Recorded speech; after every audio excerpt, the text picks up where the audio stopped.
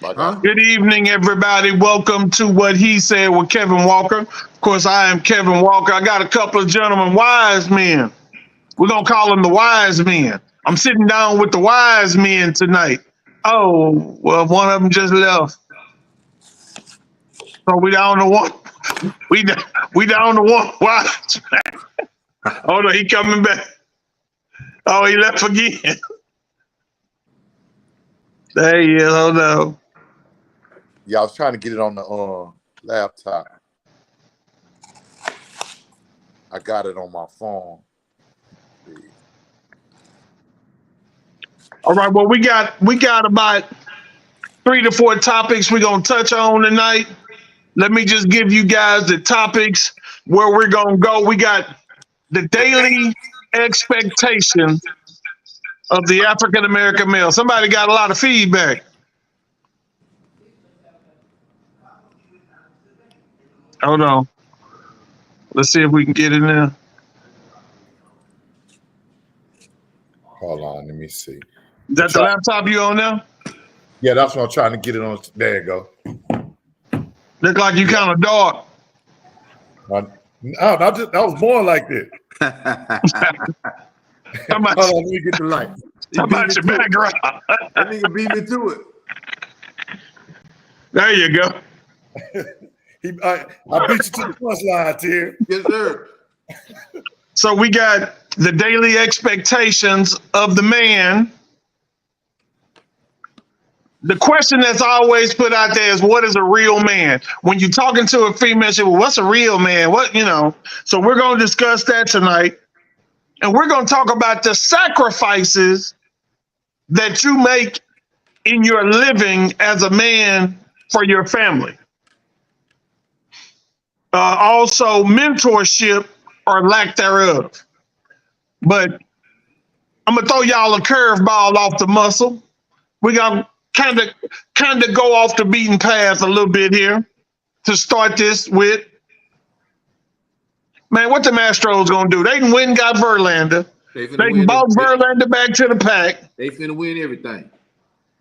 They finna win every goddamn thing. We all coming back healthy. Well, we finna be hard to hold. And after this series, the next 3 series we got are the hardest ones. We playing the Yankees, Boston, and Philly. We ain't finna be home for a whole month. So yeah, this gonna be the test right here. But we all healthy, man. What kills us is error. One error will blow a whole game. Yep. Yeah. We finna win everything again, though. What you say, Black? Say, man, if we got our bets, if our bets come to play and our pitchers come to the mound and hold it down, yeah, man, we're gonna be hard to beat, man. Yeah. Okay. So let's start with the perspective of a real man. Well, women are, I just need a real man. And I remember years ago, they saying women got fake breasts, fake eyes. Now they added the fake butt and the fake lips to go along with the fake hair, but they saying they want a real man. So to me, when I hear the term real man, I just personally think of a brother who take care of his business, who take care of his personal responsibilities to his family. Because unless you are married or in an exclusive committed relationship to a female, man, you really don't owe nobody else nothing that's sitting around you. Not me, not her, not even your kids. You don't owe your kids nothing. I'm talking about your grown kids. You really don't owe anybody anything. So a real man is going to take care of his immediate responsibilities as it relates to his existence. What you think about that, Sean? I agree with you on that, but I go a step further and say that, to me, a real man is also somebody who create opportunities for everybody around him. Not so much I'm going to give you something, but I'm going to lead you in the right direction. No, that's good. What you say, T? I got a couple of things. Number one, a real man is, to me, broke up in a bunch of different pieces to make that one whole man. Um, I've grown so much and I've learned so much to where, I used to be quick to, want to fight. So now because I've grown, I have to understand that being a man, a good man, requires a good woman. That's first of all. If you're not a good woman, you can corrupt and just dismantle a good man. A woman that's not a good woman for a good man can break a good man, straight up. I've seen a lot. I know this. When it comes to a good man is gonna pay bills. He's gonna be a protector. He's gonna be a provider. That's a good man. But let me pop these ladies' ass one time. Ladies, if you have a good man, you need to watch your mouth. I ain't talking about watching your mouth to your man. I'm talking about popping off out there in them streets with your man. Because you can end your man's life, you can end your man's career, you can end your man because of what come out of your mouth. You can send your man to prison because of what come out your mouth. You can ruin a good man because of what comes out of your mouth. Because a real man ain't gonna let nobody talk or get out of line with his woman. Period. But if the woman get out of line first, now you done put your man in a situation. So mind your tongue, mind your business. Black, you look like you want to say something on that.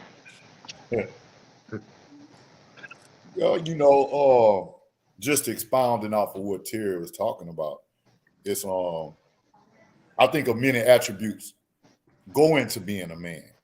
It's not just one area where you can find being a man. You have to touch on different things. And I really believe that leadership is a great quality of a man. Mm-hmm. When you look at a great leader, 9 times out of 10, he's going to be a great man because he's going to be responsible. He's going to be caring. He's going to be considerate. He's going to be somebody that you can talk to. Like, I don't have to always be right. He's willing to receive correction. Right. In order to grow. I think those are attributes of a man, that we don't talk about a lot. Yeah. So I have a question for both of y'all, and I'm gonna ask the question, then I'm gonna comment, and then I want to hear what both of y'all think. So when we say man, I'm thinking along the terms of adulting, being an adult, paying your own way in life. So for both of y'all, my question for both of y'all would be, when was your come to Jesus moment to being a man, when you was like, okay, yeah, it's real in the field out here now?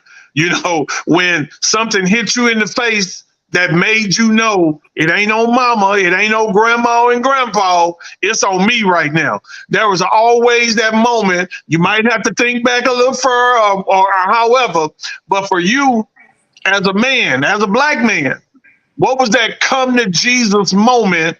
Sean, I'm gonna start with you. What was that come to Jesus moment for you, Sean, that made you know, okay, yeah, I feel like I made it to adulthood now. I'm a man. I'm a grown ass man now. Shit, man, Portia and Shania being born. And Yeah. Looking around, I remember telling my mom, like, hey man, I need some help. Nah, them your kids. You made them kids. You better get in there and figure that shit out. I think that was that moment where I had to put everything else to the side and I had to live for somebody other than myself. That was my come to Jesus moment right there. Yeah. T? Yeah, it's pretty the same for me. I didn't have a choice. So in 2001, my little girl mama died having her. 2 weeks after that, my daddy died. 2 months after that, my mama died. I had to come out the street and be a daddy. No more, no less. It wasn't nothing to think about. It had to be done. So now I'm raising a kid with no mama. yeah, I had a support system, but you have to understand what I'm still going through. I can't even complete grieving about her when my daddy died. So now I'm grieving about my daddy and her, and by that time my mama died. So I had a multitude of things that I had to stand up and say, hey, yeah, it's real. I got to come out these streets. I got somebody to live for now. Yeah. You know what was crazy about us having this conversation and talking about that come to Jesus moment as a man, that all three of us, these weren't scripted answers, all three of us is relating to planting a seed here on earth in our kids. Right.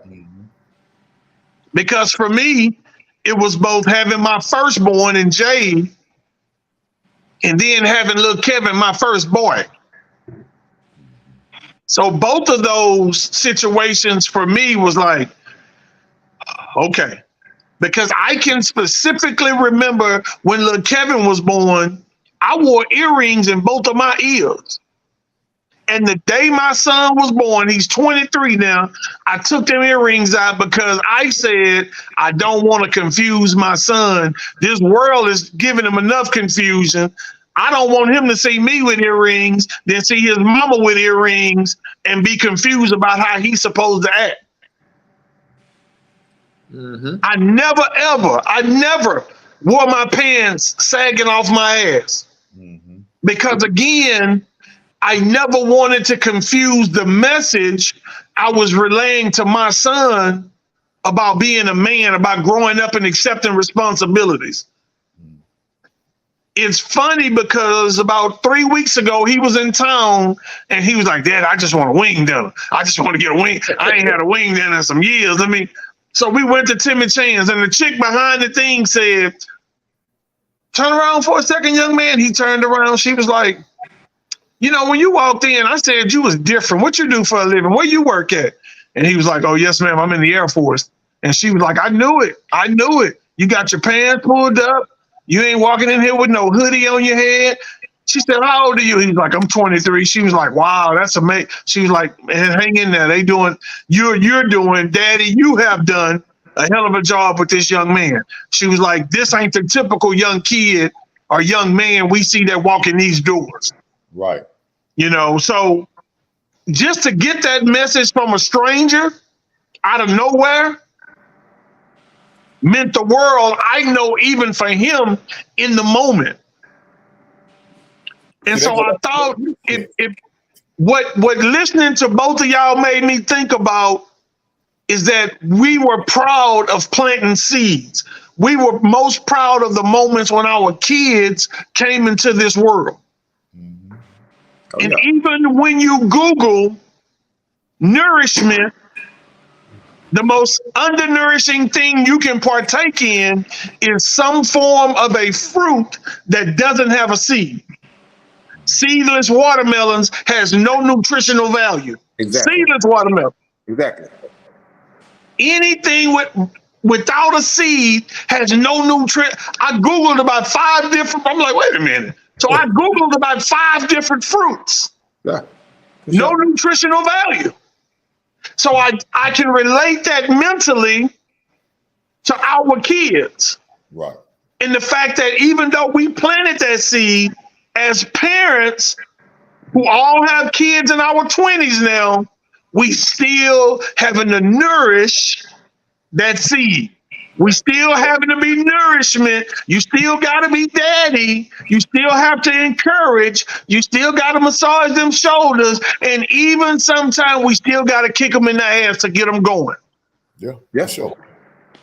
So I just personally think about the birth of my kids, Jade and little Kevin, and how both of them, being a girl on one hand and a boy on the other, affected who I was as a man. Period. All together. Yeah. Jade affected me coming and Jade affected me going. So, yeah, man, it's an amazing thing becoming a father. You know, if you ain't experienced it, to anybody that's watching, you know, I can say the values of parenthood as a man, definitely, as T said, it'll make you get out them streets. Yeah, for Ain't no sure. doubt. So, fellas, let's talk about, we discussed the come to Jesus moment. So let's talk about as men, just on a daily basis with your life, or maybe over a 5-year stretch, maybe over a 10-year stretch. What are some of the sacrifices that you feel like as a man you've had to make, either from a relationship perspective or just from being a black man struggling to make your way in this world? What have you sacrificed? What have you given up? What, and maybe not even a sacrifice, what have you pinpointed to say, you know what, man, I just can't live like this and be who I know I am. I can't do this and be who I know I am. Yeah. I'm gonna start with you, Sean. Man, I think for me, man, you sacrifice your peace sometimes. You know, Whoa. to make it to make sure that when you're trying to take care of your children and you want to give them something that you never had, Yeah. you'll sacrifice your peace for your child. Okay. Okay. You know what I'm saying? And in doing it, you're thinking about your child more than yourself, because once again, we go back to that's your seed, right? So you always want to make sure your seeds are better off than you are. So whatever you have to do that, you'll do it. You'll sacrifice yourself, almost like a pawn playing chess. You'll put yourself out there on the chopping block to make sure your seed's straight. So I can see where I've sacrificed my peace. Yeah, my peace. What you say, T?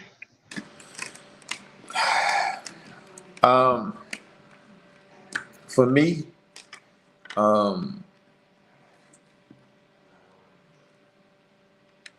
I've sacrificed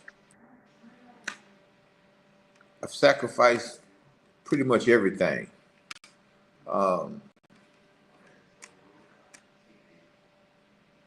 Came close to sacrificing my sanity.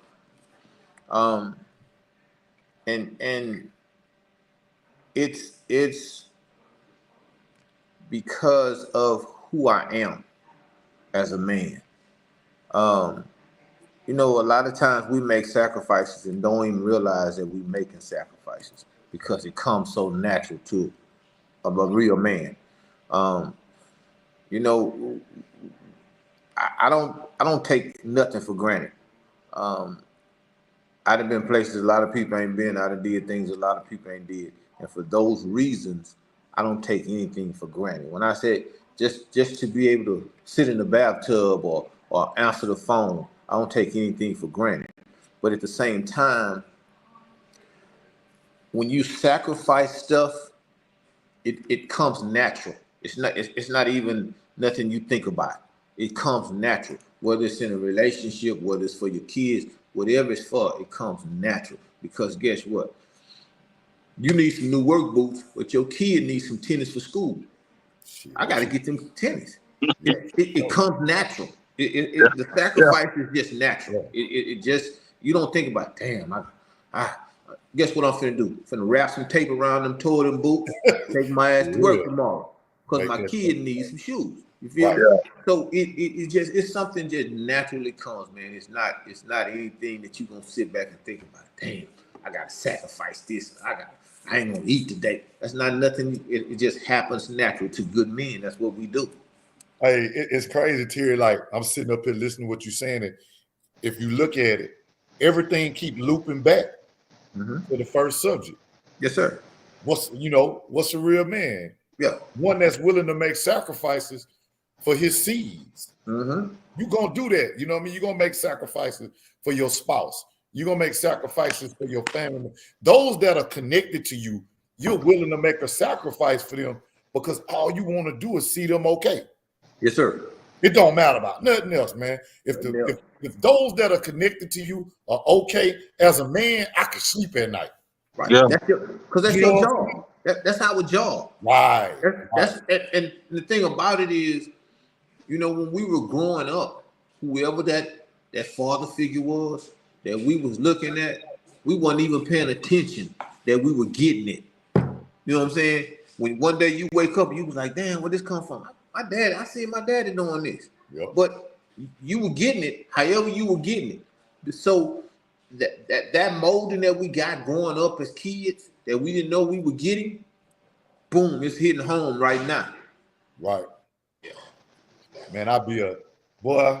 If I'd have listened to my grandfather, I'd be light years ahead of where I'm at right now. Yeah. So T, I remember a long time ago, man. And if you don't want to talk about this, we don't have to. But I remember a long time ago, you told me, man, I'd never take another shower in my life. Mm-hmm. We can talk about it.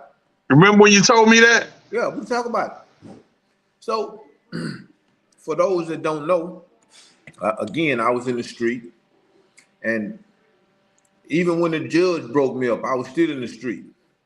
Like I said, I don't take anything for granted because I took a shower for 7 years. So, yeah, when I came home, it was, say, man, we finna go over here. All right, let me go run and take a quick bath. Because that's what it was with me.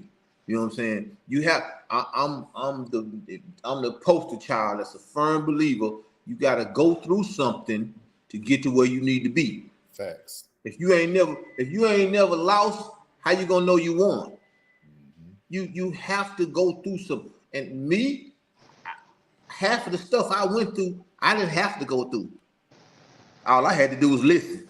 Yep. That's all I had to do was listen. Did I know that then? No, because I had my own mind. I thought I had my own mind. I thought what I was doing, I'm doing me. But if I'd have listened, I wouldn't have went through half of the stuff I went through. Do I regret going through what I went through? No. Let me tell you why. Because I'm a firm believer that suffering breeds character. So when every time y'all see me, I'm laughing and joking and bullshit, just know that I done been in the trenches when it comes to suffering. So I tell people all the time, I don't have no tears. That's why I laugh so much. I done cried all mine. I don't wear the pain on my sleeve. Because if you wear it on your sleeve, you gonna wear it forever. Mm-hmm.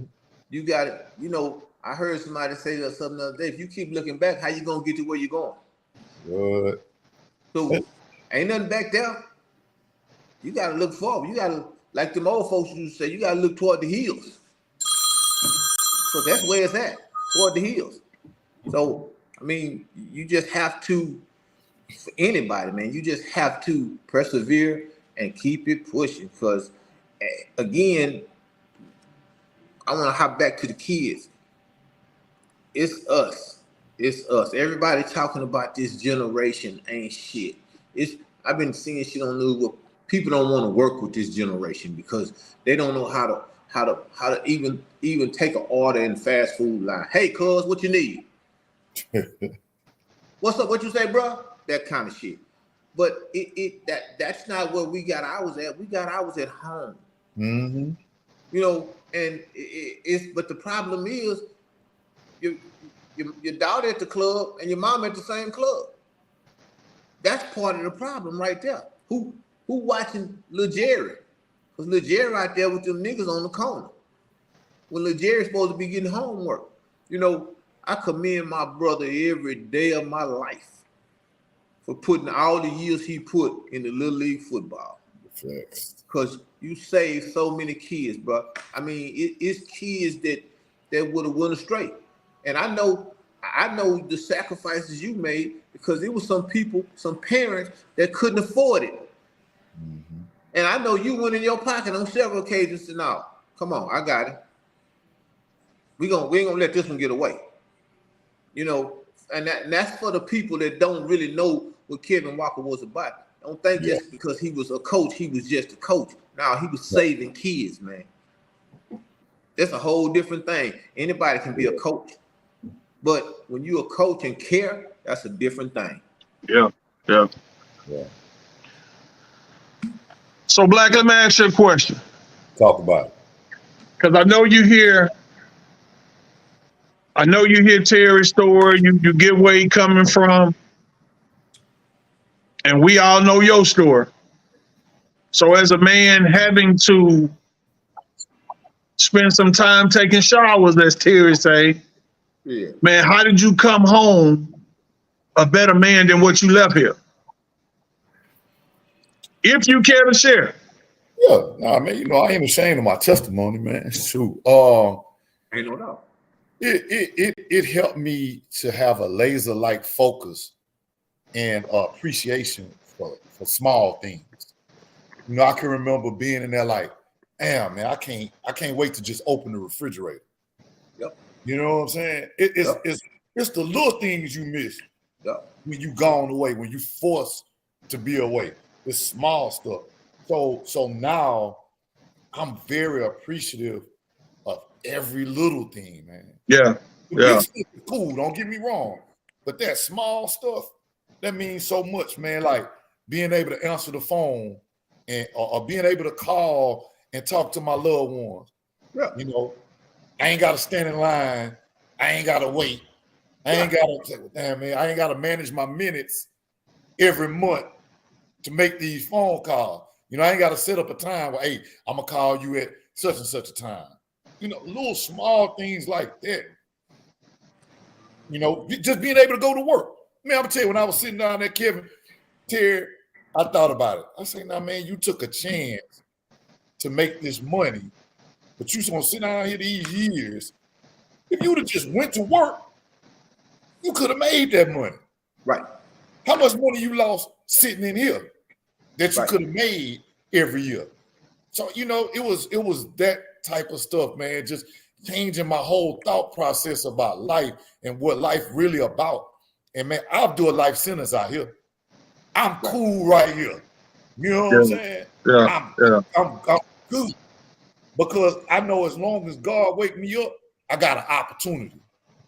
That's all I need is an opportunity. And I'm gonna make the most of it. You know what I'm saying? When you locked up, man, you ain't got no opportunity. You gonna live off of what they give you, and you gonna make do with what you make do with. Yeah. That's just it. Let me jump on this back. So this is what a lot of people don't know.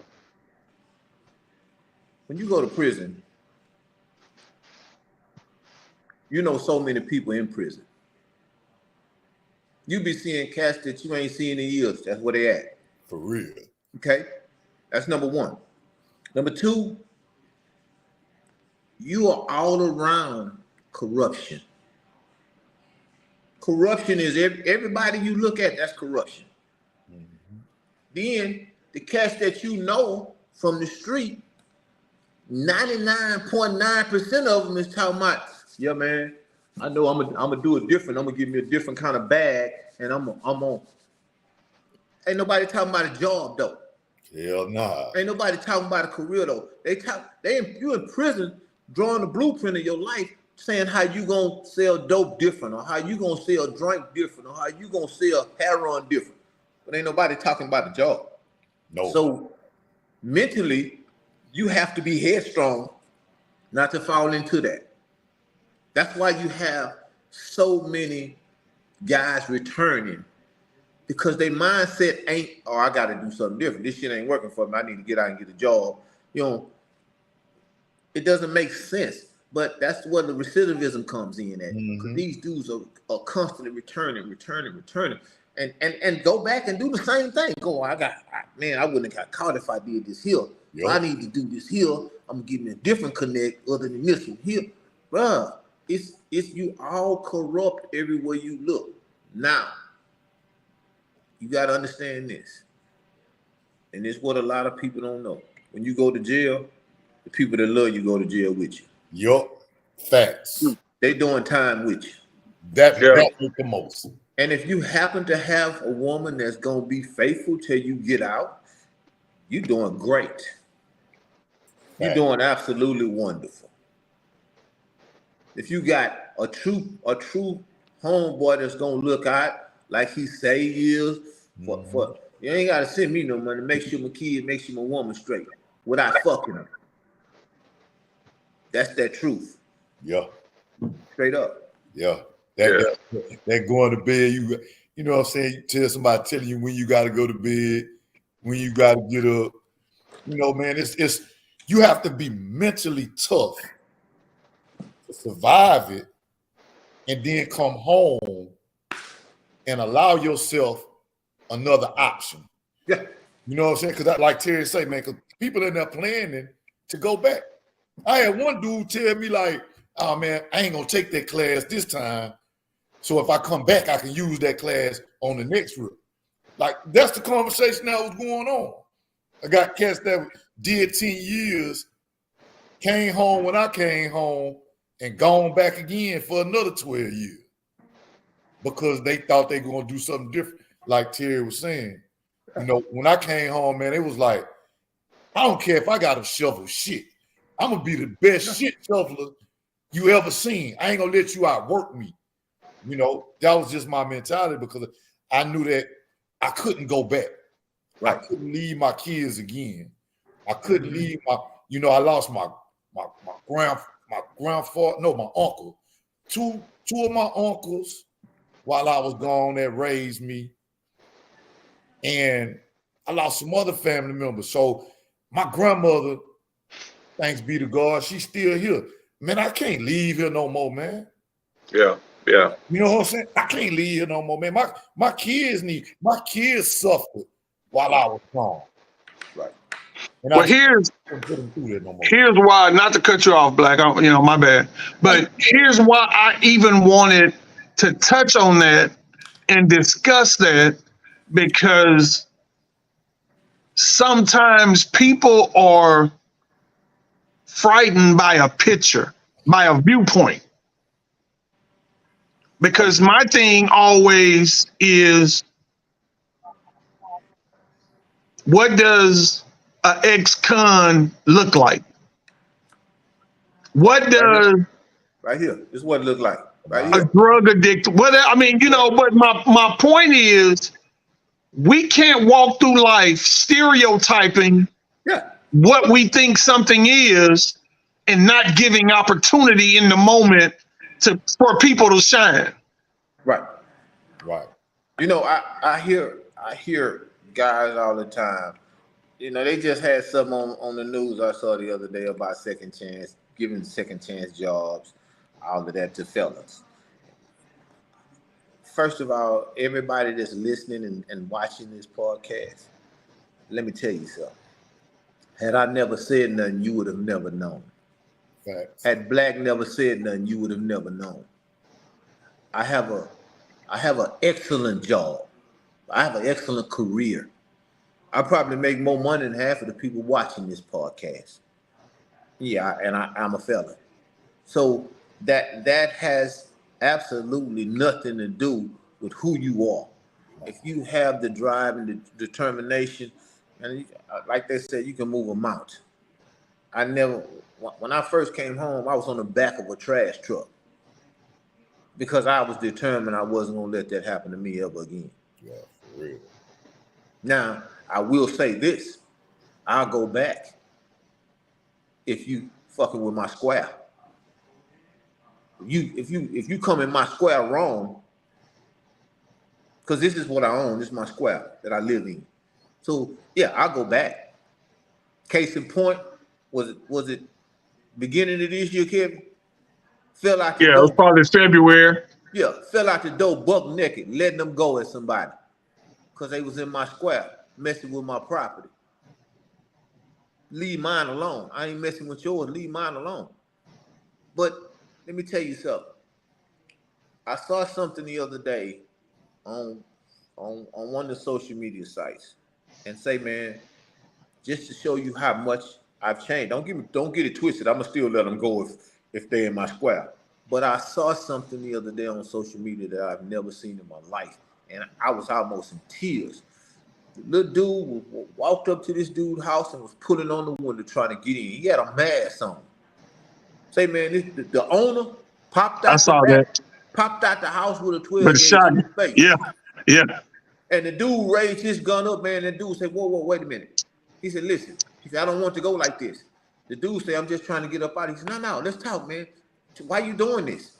And he talked to this dude for it wasn't even a minute, about 30 seconds. And got the dude to say, well, my little brother. And the dude he said, you put yours down, I'm gonna put mine down. And he took this dude in his house. Yeah, he said, we're going to talk inside. I saw that. Talk inside. This dude was trying to break in his house 2 minutes ago. That's a hell of a thing, man. That's a hell of a thing.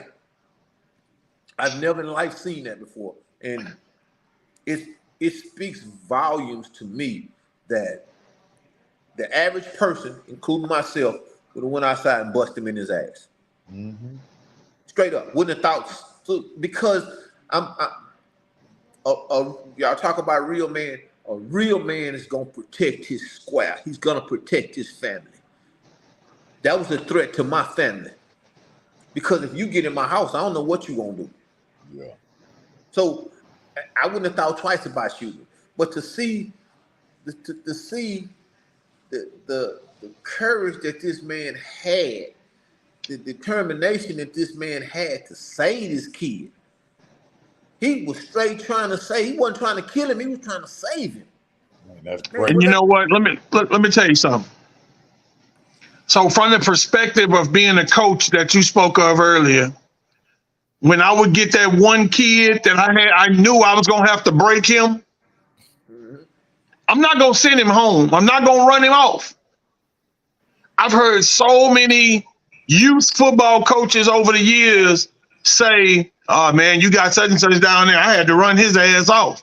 Well, to me, that's part of who and what I was. So that was a treasure and a pleasure for me to get a kid that I could break, because I knew if I broke him, he going to go to war for me.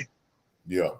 That's the one thing I knew, that maybe he had never had a man in his life that he had to take instruction from. See, I think for me, Black, I think that's the part we missed with our young black men, because they say a high percentage of incarcerated African-American males come from fatherless, instructive households, meaning there wasn't no daddy available. Right. I disagree with that, but that's a whole nother subject for another day. Right. But what I like about getting that kid that want to say a little extra when you make them take a lap, that want to mumble under his breath when he got to do extra push-ups, what I like about getting that kid is that I know ain't no daddy giving him instructions, so this is not what he's used to. Right. He's not used to a man being on his ass and in his ass, making him do something that he really don't see the benefit of. Mm-hmm. I mean, think about it.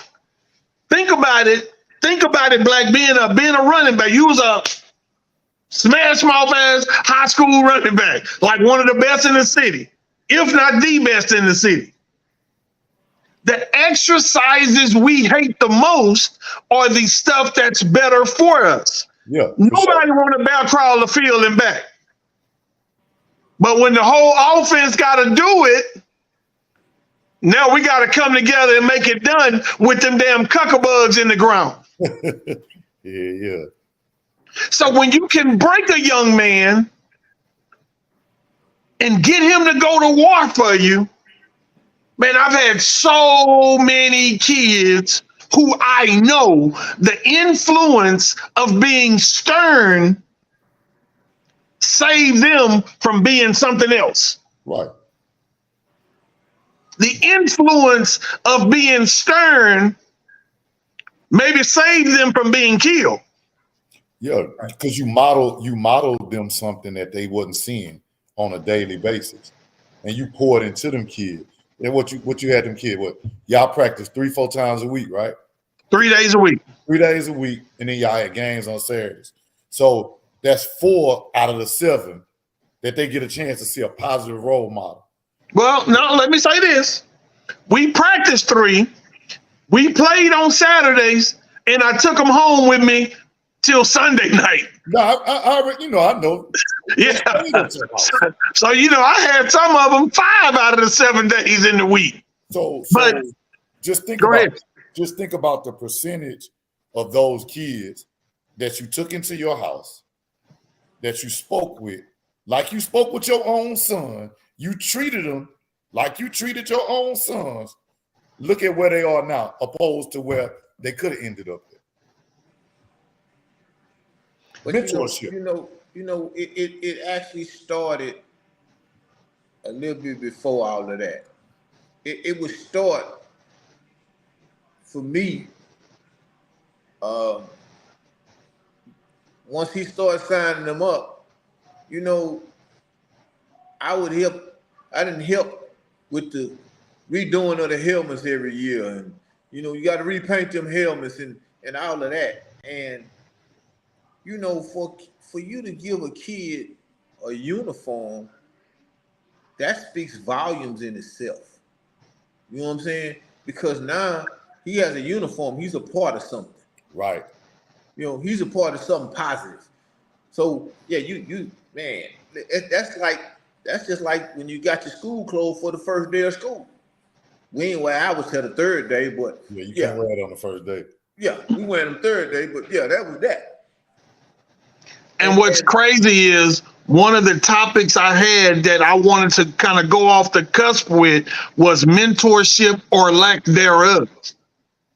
And we just happen to go in that direction, but somebody made a comment, and I hate I missed it. I think it was Tracy Gibson that said he gave the percentage of supposed African-American males who get locked up because there's no male mentorship in the house. One thing I know, Sean had his daddy and granddaddy.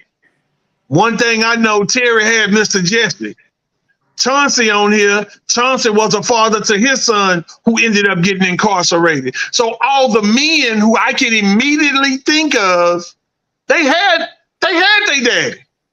They had male role models in their lives. We just decided to go on the streets and make whatever decisions we made, and hey, had to suffer them consequences at the end of the day. But they always say, and y'all got to agree with me on this one, the best training that you can ever receive is home training. I'm gonna do you one better than that. My mama used to say the best sense is boss sense. Cause if you gonna pay for it, it's like, I got a little saying. It's a little funny saying, but it's very true, and it's simple. If you gonna be dumb, be tough. Now y'all hold up. I want y'all to think about every dumb person you know. They tough as nails. Cause you gotta be. When you do dumb stuff, you gotta be tough. Yeah, Bear pretty tough. I'm telling you, when you do dumb stuff, you gotta be tough. Don't get it twisted. Everybody makes mistakes, but dumb is a different thing. It's straight. It's dumb is a whole different thing. I done some dumb stuff growing up as a kid. Took my mama car down the street and wrecked that motherfucker. That was dumb. That wasn't a mistake. That was dumb. She didn't know I even took the car. Dumb. Yeah, I was bad. I was bad. Got my ass whooped constantly. I was bad. But look at me now. You know what I'm saying? I thank my mom every day for whooping my ass because, shit, I could be dead. So let's touch on our last topic that we had on point tonight, and that's the daily temptations. And daily temptations can take us in a lot of different directions. Because let's go with the obvious first, the temptation of women. Hey, we all ain't nobody on this panel, no punk. Yeah. We all see what go by. We all see those temptations. But at our age and our mental strength as men, I think I can venture enough to say that we've grown strong enough to not allow that urge to overcome us to make a dumb decision, Oh, for sure. as Terry just spoke of. Ain't no doubt. I mean, hold on, let me see what my wife said. Me, I've grown enough. When I see it past me, I don't even look back no more. That motherfucker gonna talk about stop line. Say, but no, I've grown, and I used to do little tricks with my wife. We see somebody fine, I'm like, baby, my ass show is big, ain't it? Sometimes she'll fall for it, and sometimes she won't. But yeah, I'm way past that. I have tunnel vision. Can you shut up, please? You're talking about them seal lines. Are we here? Yeah, we here loud and clear. Yeah, just hush. All right, man, I'm gonna just go ahead and let Black talk. Go ahead, Black. Man, you know, I just got to that point where I can see it and not react to it. You know, see a nice looking woman, that's cool. You know, she look nice, gone by my business. I don't have to react to it. You know, like when you was younger, like, whoa, I can't let this get by. Yeah. You know, it's not like that, man. I can admire somebody, like, hey, man, she nice looking, and keep it moving. Because like you say, you don't want to jeopardize what you got going on. No, sir. No sense in setting yourself back. I had a woman in front of me in the store this morning, and the dude was saying something to her, flirting with her, the dude behind, little Indian dude behind the counter. And she was like, well, it's my turn. He can wait. He'll be okay. The man, because he was saying, man, come on, let me get this. And so she was like, well, he don't mind waiting on me. He get the best view of it all. Bro, I never come in it. I never said nothing. I act like she didn't even exist. And it wasn't that she didn't look good. It's that, man, you already think way too highly of yourself. So I'd be damned if I'm going to be the dude to put another feather in your cap. Like, I can't rock like that. But yeah, when we talk temptations, there's also that temptation of money. Hey, Black, I got this work, man. I promise you don't owe me that nigga. Say, man, we can make double. Say, man, we can do. Say, T, I promise, bro, you making them, you going work for the J already in Corpus, nigga. I got some Mexicans up there. That's the connect in Corpus, T. You already going that way, bro. First of all, I'm gonna tell you, you ain't been where I've been. That's my first thing coming out of my mouth. My second thing is, I'm past that. You know, it used to be a time when I couldn't go to sleep if I ain't have no money. Shit, I sleep broke than a bitch right now, snoring. Because you ain't been where I've been. And until you done walked a mile in my shoes, miss me with that. There's no temptation with that type of shit with me at all. I don't. The only temptation I have is fighting back, buying shit from my old school. That's that kind of temptation I have. That type of stuff. I shop. I have temptations to where I want to shop. That kind of stuff. But anything that's gonna jeopardize my freedom, my livelihood, ain't happening. Don't care who you are or what you're about. Man, if you get a bag, I'll quit fucking with you, and I've been fucking with you damn near 50 years. Yeah. Nah, man, I was laughing, Kevin, because just today, man, I was at work. You know, I stop at this store every morning and get me a bag of ice. So this particular morning, I went, got my bag of ice. When I went in there, I usually buy 8-pound bags. They tried to slide some 7-pound bags in there, so they were real small. So I was like, man, I took 2 bags. I walked to the truck. When I got to the truck, man, it was messing with me so bad. I said, man, don't go back and pay for that extra bag, man. Don't be like that. The other part of me was like, oh, man, they getting over on you. with this old small bag of ice, man. Go on, take that, man. You shop here every day. And I turned around, I went back and dropped the extra money on the counter for the extra bag and just went on by my business. Like, they never asked me why I was dropping the money or nothing else, you know, because I go there every day. I just went and did it, you know what I mean? So that was a small temptation. You know, as men, we do have other temptations other than women, right? I think they get overlooked. You know, when you walk out the door, man, it's a million temptations in your face from the time you get in your car and go to work, whether it's cutting somebody off or not letting somebody over. It could be, it's all type of temptations that we face with daily.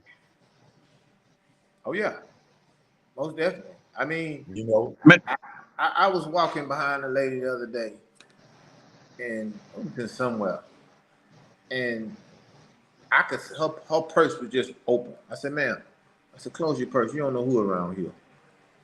Just close your purse. You know, you have, you know, they be working in teams. Somebody come talk to you, and the other person had a hand in your purse.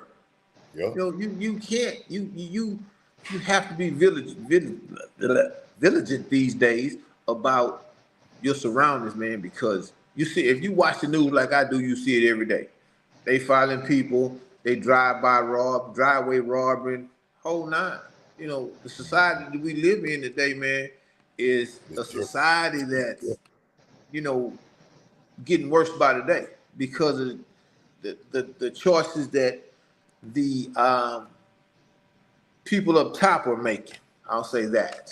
I look at me being politically correct. Goddamn. Yeah, so it's funny we're talking about those temptations. So today, my coworker and I started a new project at work, and they were building some buildings. Y'all sleep in different shifts? Shit, I wish. No, you don't do shit at work. Stop it. So, hey, nigga, my boss watch this. Oh, he know you don't do. He know you don't do shit. So they had some real nice masonry brick out there. I'm talking about pallets of it. I know about 30 pallets. I told my coworker, I say, man, with my luck, by the time I pick up my first brick, nigga, the laws be putting the handcuffs on me. Yeah. I was like, man, just, you know, just the temptation. When you get old enough to know better, you got to be old enough to do better. Yes, sir. Right. And I just, You're right. Man, I look at these young kids. I think about what I did for so long, being a mentor and trying to lead and guide in the right direction, trying to use sports as an avenue to get out of here. Chauncey did the same thing, coaching with the Giants for years, trying to use sports as an avenue. We played the game and tried to use sports as an avenue. Man, I just wonder how much more should we or could we really be doing to try and give a different influence to these kids today, man, because they are so freaking lost. And they so lost to the point to where I get it why people don't want to lend a helping hand. I understand. I promise I get it.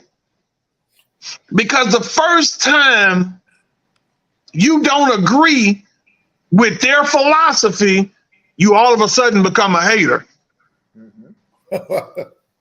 But you got to remember this, Kevin. Me and you talked yesterday, and you asked me. I ain't gonna call no names. But you asked me. You said, "Man, would you get such and such a job?" And I said, "No." Reason being is because I know he don't want it. You know what I'm saying? And I said that to say this here. You know, to kids, you can talk blue and tell you blue in the face. If they don't want it, they won't receive it. It's just like we've been talking about. You got guys that come home. If they don't want it, they going back. If they don't, you gotta want to change. You gotta want to have that in your life. And if you don't want to have that in your life, I don't care who talk to you, what they talk to you. They can put a pistol to your head and your mouth. That ain't gonna change you. Change comes from within. You gotta want to change. at this point, man, the only thing that we can do as far as mentorship is concerned is put the message out there.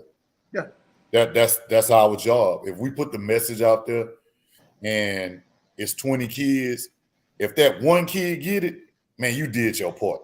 Yeah. All thing you do is put it out there. My problem would be the lack of putting it out there. If we're not putting it out there, then yeah, we to blame. But if we're out there and we're putting the message, man, we're putting the product on the table. Hey, look, this is the way you go. I've been where you are right now, and this way it got me. So I'm trying to save you from going down that road by telling you, invest your time and your efforts in this, and you'll get better results. That's all we can do.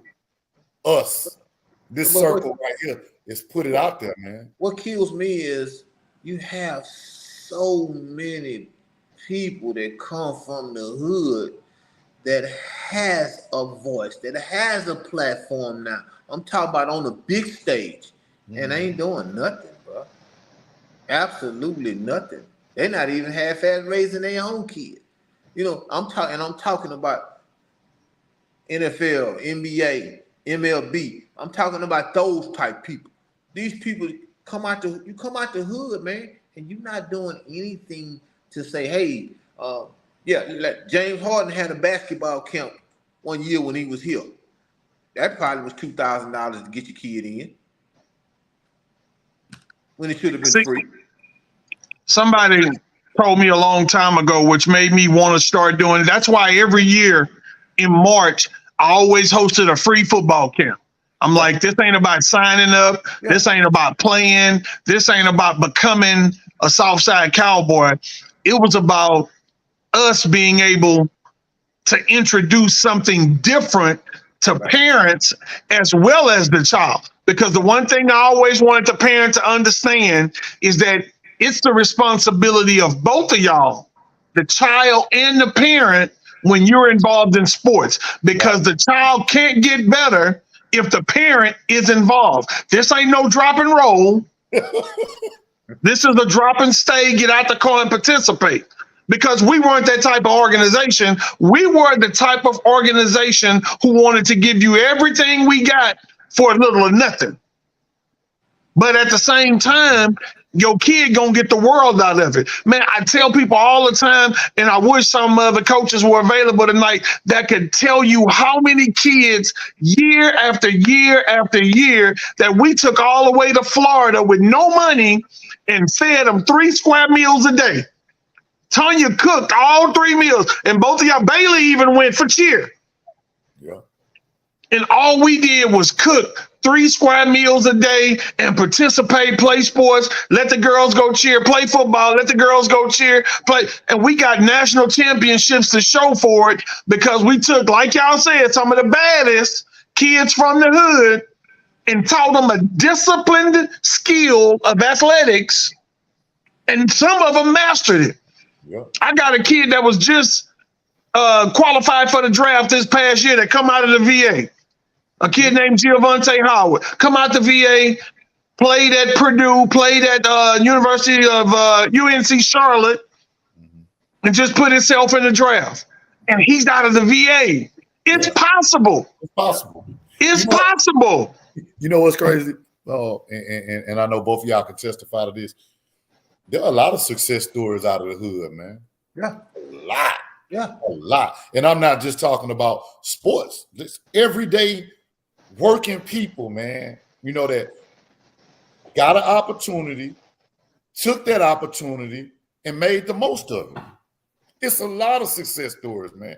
Everybody from the hood didn't fall. Everybody didn't go to prison and stay in prison and didn't come home, you know, or got out of prison and went right back. Man, I know a lot of prominent guys, man, that did some time and came home. And if you see them now, like Terry said, if they don't share it with you, you'll never know. Shit, we're success story.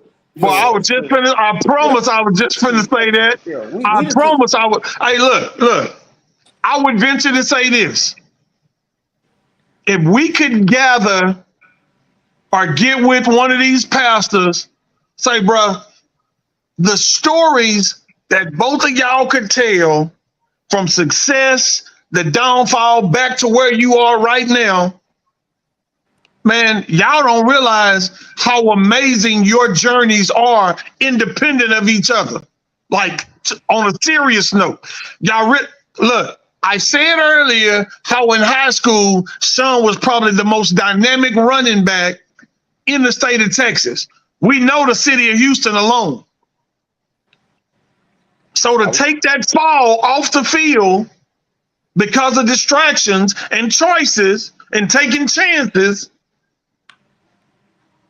and end up in federal prison, now end up back where you are.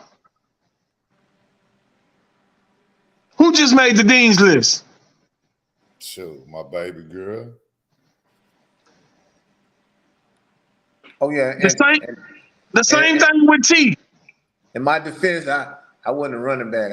I was a practicing pimp at that time. Hey man, thank y'all for being on. That's our hour. T, anything you want to end with? Anything you want to say before we close, bro? Like I always say, man, fellas, ladies, y'all go to the doctor. Very important. Go to the doctor. Black, anything you want to close with, Mr. Eaglin, before we get out of here? Man, the one thing I would love to just inform everybody, don't be afraid to speak out on where you come from and where you are now and where you planning to go. Don't be afraid. Not only to your child, but people around you. You just don't know what you might open up for somebody else, man. Give them a glimpse of hope. Hey man, I want to thank both of y'all for coming on tonight. Thank both of y'all for being transparent. Thank both of y'all for sharing. Man, you never know who's going to hear these messages and who it's going to help, who it's going to save. Yeah. We really never know. I don't think until people sit behind the camera and talk like we've had opportunities to do, all three of us, I don't think people truly know how therapeutic that these conversations are. So, man, thank both of y'all for being here tonight. Again, thank y'all for being transparent. You could have been anywhere else in the world doing anything else in the last hour, but you chose to be here and share with us. And I appreciate both of you, but you brothers, for that tonight. Yes, sir. Man, anytime, fam. This has been What He Said with Kevin Walker. I'll see you guys again next Wednesday, 8 p.m. Peace.